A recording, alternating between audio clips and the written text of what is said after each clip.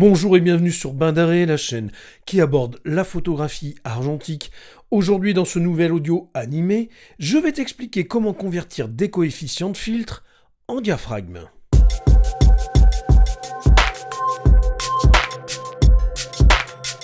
Lorsque l'on utilise des filtres, quels qu'ils soient, une partie de la lumière est stoppée. C'est en raison de leur propre densité, définie par le facteur de filtre, qu'il faudra corriger l'exposition.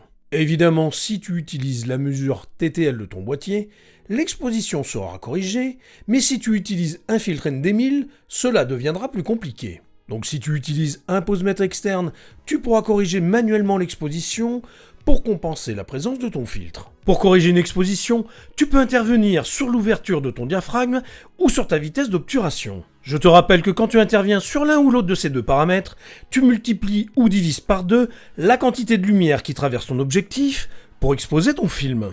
Le troisième paramètre du triangle d'exposition étant les ISO, tu ne pourras pas intervenir sur ce changement car tu travailles en argentique et que ton film, une fois chargé, doit être exposé à sa sensibilité nominale ou en tout cas à un ISO défini qui ne changera plus. Sur tous les filtres que l'on trouve sur le marché, tu remarqueras que le coefficient du filtre est indiqué sur leur monture et qu'il est représenté par un chiffre suivi de la lettre X. Ce X représente le facteur multiplicateur. Pour convertir les coefficients de filtre en diaph, par exemple, tu peux te servir du tableau suivant. Je te mettrai un lien dans la description pour le télécharger. Bien entendu, tu peux empiler plusieurs filtres ensemble, mais tu devras additionner les coefficients.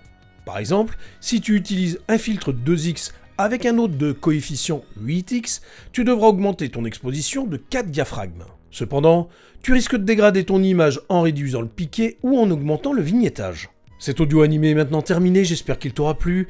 Si c'est le cas, n'hésite pas à le liker et à le partager sur tes réseaux sociaux. N'oublie pas de t'abonner à la chaîne si ce n'est pas fait.